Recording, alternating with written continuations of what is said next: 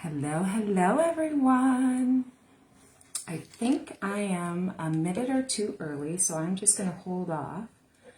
But if you are here and you are live, go ahead and drop in the comments down below where you're watching from. And then we'll wait a couple minutes, see who's going to pop on. This way here, hopefully I can actually see the comments. If not, that's fine. I will come back afterwards. But let me see if I can pull this up. All right. Well, good afternoon, everyone. My name is Tammy Lynn Edwards, and I am a menopause and intimacy coach studying clinical sexology. I have worked in the women's sexual health and wellness industry for just over 18 years. And like many of you, I've experienced a lot of challenges that come along with all the different phases of life, of being a female, embodied in this body. And quick story, I was diagnosed when I was in my teens with polycystic ovarian syndrome. And that led to umpteen different things going on in life. However, that also catapulted me to getting a partial hysterectomy in my late 20s, early 30s, which changed so much for me in terms of how I looked at my body, all of the different things that were happening. I think for most of you that are in this group that I've watched so far, a lot of the challenges that you experienced, you had to figure stuff out on your own. There was no guidebook. There was no one person or group of people like we have right now that kind of guided you along a path. You kind of fell into trying to figure things out for yourself, which is kind of what led me to women's sexual health and wellness and becoming a sexologist. Today, I just wanted to kind of go over a couple things that I've learned over the 18 years, as well as what I'm learning being a clinical sexologist. First and foremost, no one tells you that this chapter of your life can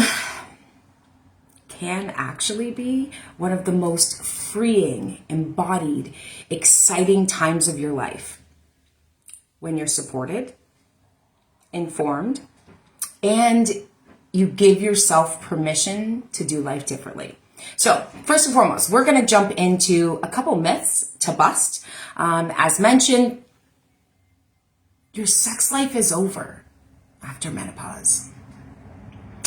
If you don't feel desire, something's wrong with you. It's all downhill from here. You should just accept the pain and discomfort. It just is what it is. Truth. Menopause doesn't mean the end of desire. It means desire changes. It evolves. You're not broken. Your body isn't betraying you. It's evolving. You get to rewrite the rules of the story of your life. Really quick, what I'm going to have you do is anybody that's watching either the live or the replay, you're going to go ahead and drop in the comments down below and let me know. Just raise your hand, drop a comment. If you've ever obviously felt frustrated or confused about what's happening with your body, looking for answers and not really having them, not really having the words to describe what's actually happening either to a physician or even to your partner, go ahead. It's okay, you're not alone. And you don't have to figure it out on your own. That's what I'm here for. So, okay, just a couple fun, juicy truths that I hope will help you. The hormonal shifts that we experience affect lubrication, arousal, orgasm, but they don't erase pleasure, okay? Hormonal shifts don't necessarily mean the end of pleasure. They mean a new chapter. Who doesn't like a really good book? Now, as estrogen and testosterone levels shift during menopause, as well as finally there's studies that are coming out, women that are in their early 30s are going through menopause, perimenopause, menopause, postmenopause.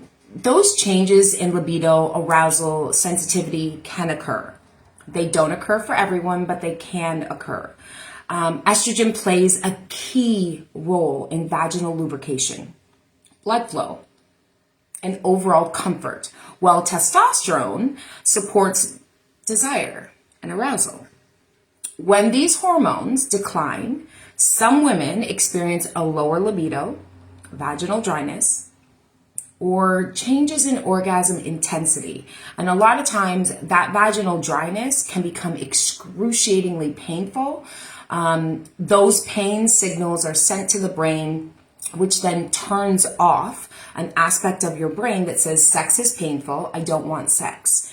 However, if you can, I'm going to challenge you to go ahead and drop in the comments what sex means to you. Because sex isn't always what we think that it is, right? It's what we've been taught. It's what we've been told. Now, I got good news. Really, really good news. Desire isn't just about your hormones. It's influenced by mindset, emotional connections, and body awareness, which I've noticed over the last week and a half that I've been in this group, that there is a ton of incredibly powerful women who are offering some great information with regards to how to connect to your body and really understand what's going on. Now, with the right strategies, including body-focused practices, communication tools, which I offer, as well as personalized pleasure education, intimacy can remain vibrant and deeply, deeply fulfilling for every stage of life. I've worked with women who are in their 70s, and they've stated that they're having the best sex that they've ever had in their entire lives. I think one of those reasons is because after menopause, the fear of childbearing years is gone. So there's a little bit more freedom to express yourself, have a little bit more fun. Again, your body now is going to be very different. The sensations, the feelings that you had when you were in your 20s and 30s and maybe even 40s is going to be completely different now. And that, again, I'm going to go back to, you're not broken. That's something that I hear women say all of the time. I've even had male clients who've come to me and said, my partner feels like there's something wrong with her. And again, that definitely goes back to what we have always been taught in our education system or lack thereof. So what we're going to do is I'm going to give you some tips and tricks on what spontaneous versus responsive desire actually is, and understanding how it evolves over time and space with your bodies. Hi, Jackie. Desire isn't always a lightning bolt moment. It can show up in different ways. Spontaneous desire is when arousal appears out of nowhere. You get a text message, or you see a picture. Or if you are partnered, your partner walks by you and smells absolutely incredible. Just out of the blue. It's not a new cologne. They just jumped out of the shower, and all of a sudden you're like, oh, okay. Spontaneous desire. Now, spontaneous desire is when, of course, like I said, arousal appears out of nowhere. You feel turned on without external stimulation. This type of desire is more common in early relationships when hormone levels are super, super high.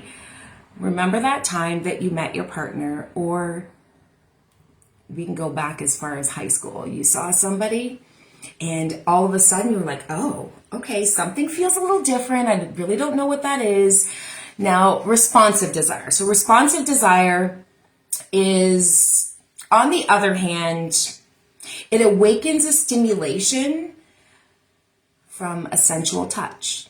Say your partner brushes by you and just touches your shoulder, puts their hand on your forehead.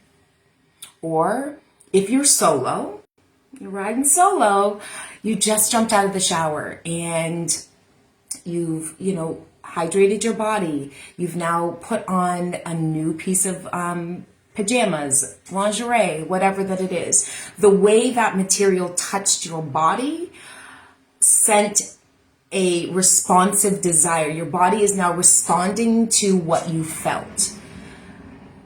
An emotional connection is a responsive desire or a sexy thought.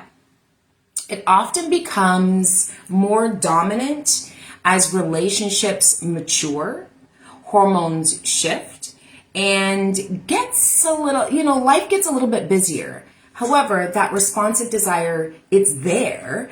Sometimes we just need the tools to be able to stop and really pay attention to what that is.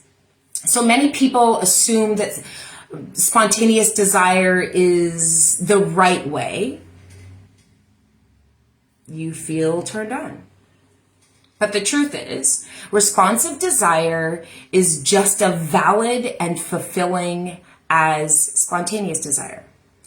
It is definitely more about understanding your body, learning now what turns you on, and why your body is responding the way that it's responding. Desire evolves, but never disappears. It just asks you to meet it a little differently. And that is, again, where opening up the lines of communication to your partner. Now, I can go into a whole other topic of how men go through menopause, and how their bodies respond. But for us as women, because we go through so many different stages and phases of living in these bodies, that a lot of times we can't catch up. Like I said earlier, I'm somebody who had polycystic ovarian syndrome, which means my testosterone levels have always been extremely, extremely high. However, now going through perimenopause, this has now been almost 10 years of peri, now going into menopause. There's so many different shifts and changes that happen with your body, and being able to slow down enough to understand what that is for you is extremely, extremely beneficial. Having the words to be able to express that, either to, like I said earlier, a physician, a pelvic floor specialist, your partner, can definitely help more than anything at all whatsoever. Now,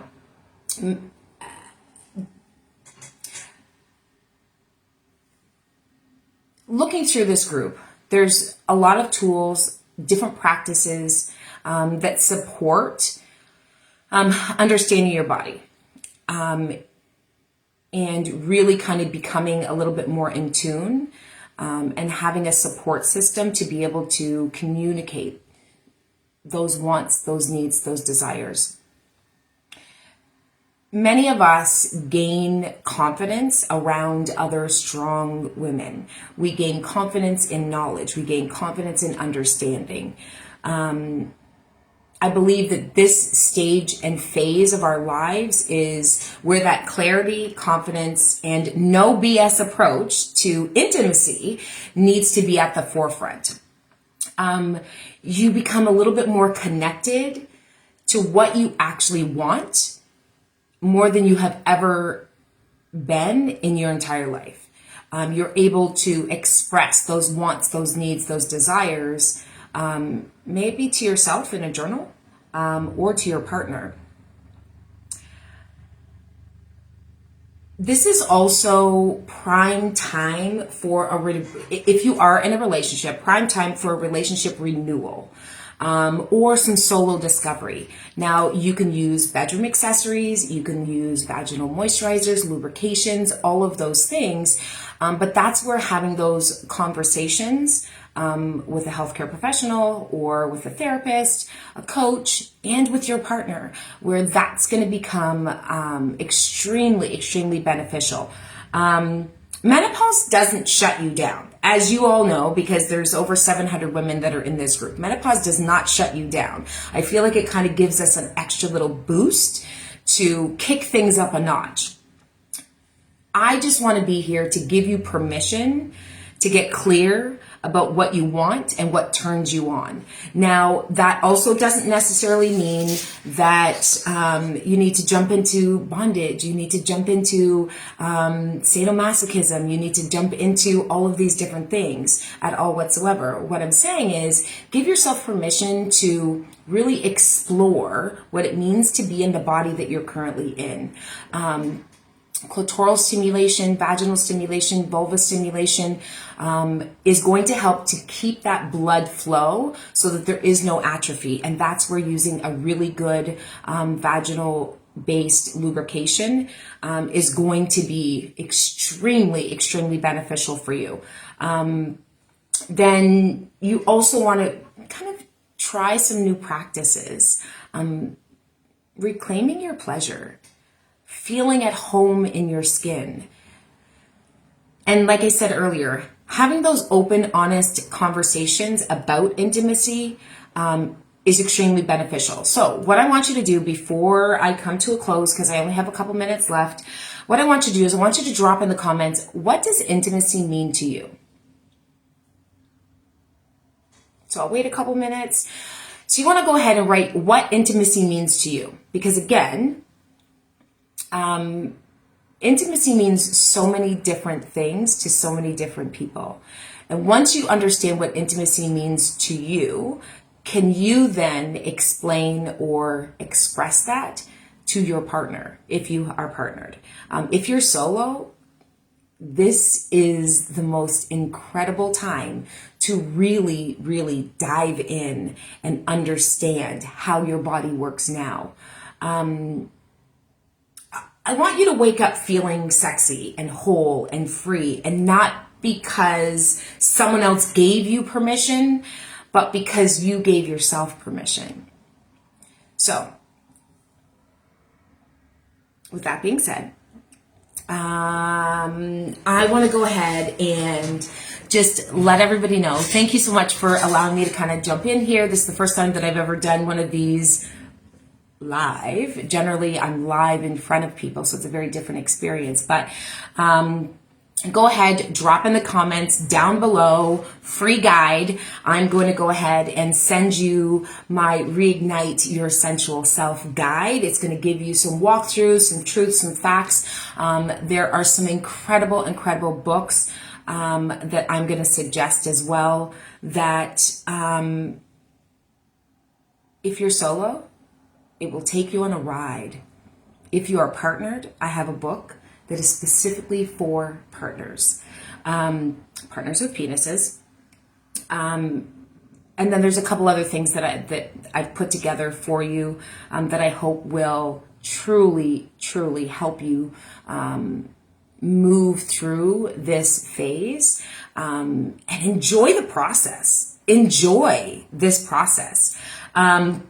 Then, of course, what I'm going to do later on today is I will drop in the comments. I'm doing a 5-day challenge to really kind of walk you through the process of really understanding your erogenous zones, understanding your pleasure mapping. So you can go ahead and DM me if you want the details for that. Otherwise, I will go ahead, drop everything down in the comments. I've got 3 minutes left. I'm trying to make sure that I'm staying on time. But last and final, this isn't about fixing anything. It's about reclaiming everything. And I would love for you to be honored in the body that you're in. And I would be so honored to be able to work with you in walking this walk with you. This chapter isn't ending. It's your beginning. And you get to write the story. I can't wait to read it. Either way, have a fantastic, fantastic Tuesday afternoon. Look forward to the rest of the speakers for the rest of the day today. And I hope to chat with you again. Okay, bye everyone. Thanks.